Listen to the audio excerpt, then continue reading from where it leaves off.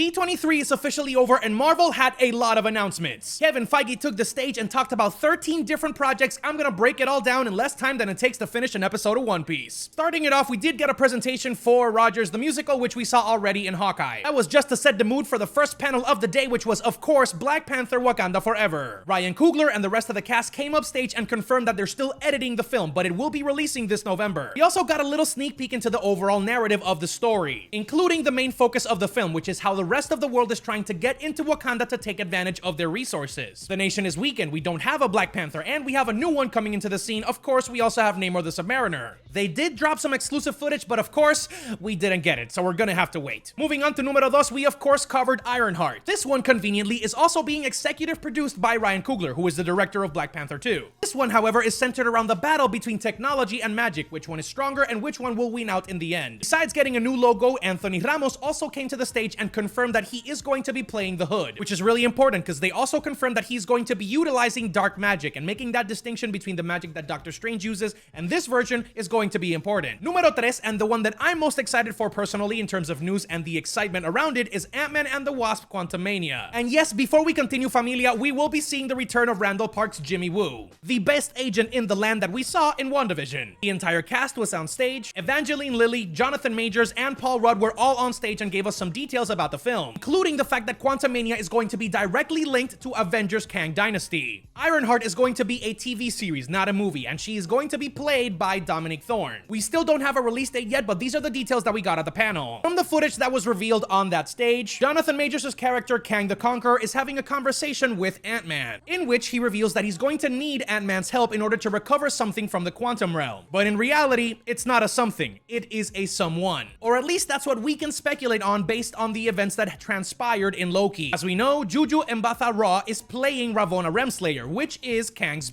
basically girlfriend, or love interest if you want to say that. It would be perfectly feasible that somebody tried to abduct her and put her in the quantum realm while Kang is figuring out how to conquer all of the Marvel universes. Speaking of Loki, we did get an amazing panel with some very important announcements. Number one, and the one that's most important to me, is the fact that Ke-Huy Quan is going to be joining the MCU in Loki Season 2. If you don't know who he is, you should. He basically played Short Round in the Temple of Doom, an Indiana Jones movie from the 70s, or 80s, right? 80s? Yeah, one of them. And he also made his return to acting in Everything Everywhere All at Once, which in my opinion is the best movie of this year. The upcoming second season is currently in production and the cast took a break from filming to attend the stage. We did get a logo and some reactions from Owen Wilson and of course Tom Hiddleston. But that's all that we have on the Loki front. Now that we're talking about TV series, we might as well get into the topic of Echo. This is going to be a Disney Plus show based off the titular character, which we already saw in Hawkeye. Alakua Cox is set to reprise her role as the titular character, and we are going to see the return of Vincent D'Onofrio's Kingpin in this show as well. Will we see Charlie Cox's Daredevil? That is yet to be announced. Cool thing about this show, in my opinion, is the fact that it is going to be using a heavy amount of American Sign Language. We're being inclusive,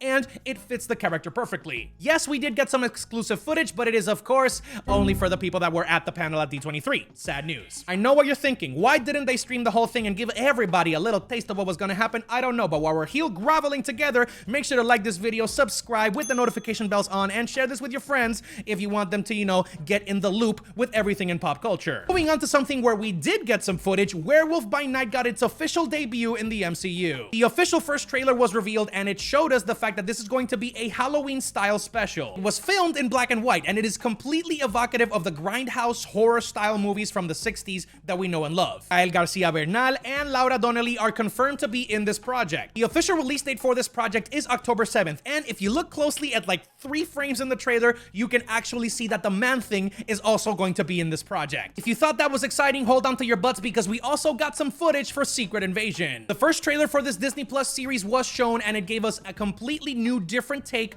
on the spy genre within the MCU. Some of your favorite characters are coming back and we're going to get introduced to some new ones like Emilia Clarke's character and Olivia Colman, which also showed up in the trailer. It looks to be a heavily fast-paced action extravaganza focused on the fact that the Skrulls are invading the MCU and possibly have been there since the very inception of the projects. Ben Mendelsohn is going to be coming back as Talos, which we already know is a Skrull, and we also get the return of Don Cheadle as James Rhodey. The coolest casting announcements for me, at least for this project, are Christopher McDonald, which you might know from a lot of Adam Sandler movies, and of course for my Bridgerton fan base, yeah, Regé-Jean Page will be making an appearance. You know what? I should let you know I am the king of segues because we did mention Don Cheadle, and of course, we also got another project that he will be involved with called Armor Wars. A brand new logo for the 6-episode Disney Plus series was revealed, and Don Cheadle took the stage to let us know that it is officially going to start filming in early 2023. The best part about this segue is that it's going to be directly related to the ending of Secret Invasion. I'm saving the best for last, and no,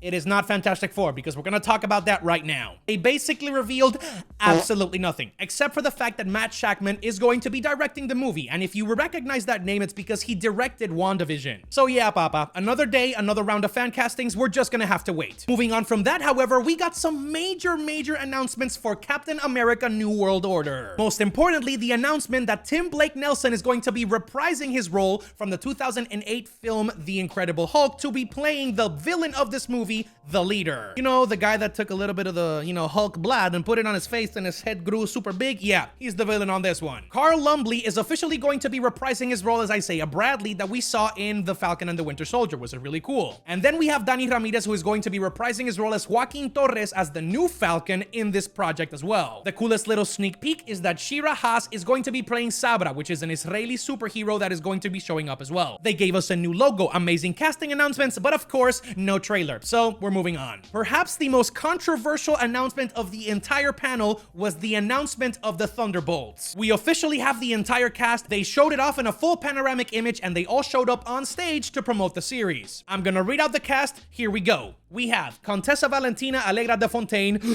which we saw in The Falcon and the Winter Soldier, played by the amazing Julia Louis-Dreyfus, which you may know from Veep and, of course, Seinfeld. Red Guardian, played by David Harbour, who is making his return from Black Widow and, of course, A Stranger Things. Ghost, who is going to be played by Hannah John Kamen. Everybody's favorite U.S. agent, played by Wyatt Russell. Taskmaster being reprised by Olga Kurylenko. I know I messed up that last name. I'm sorry, I'm putting it on the screen. Then, of course, we have the leader of the team, Miss Flo, Florence Pugh, who is going to be playing Yelena Bulova, aka the new Black Widow, and we're rounding out the team with the sex god himself, Sebastian Stan, as the Winter Soldier. The main issue that people seem to be having is the fact that half of this lineup essentially has the same exact power set, and it's not directly following the lineup that we know from the Marvel Comics. People are asking, where is Baron Zemo? Where is the Punisher? Where is the Red Hulk? Where is the damn Ghost Rider? That in and of itself is going to be a topic for another day, because we have to talk about the next project, which is The Marvels. We got the official first introduction of the three queens themselves, Iman Vellani, Brie Larson, and Tiana Paris, showing us footage from the movie, which will also, thankfully, feature the return of Goose the cat. We also got some nice details about the plot of the movie, in which Miss Marvel, Captain Marvel, and Monica Rambeau have figured out that their powers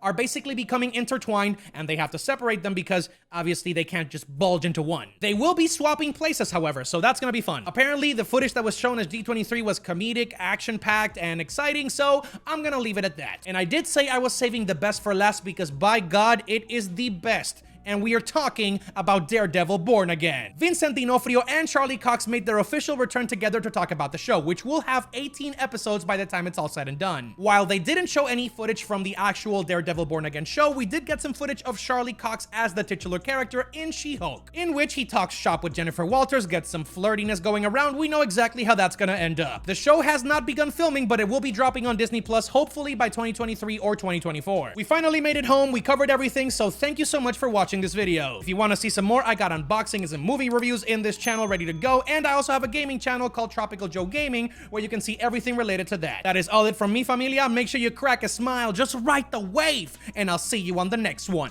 Blah!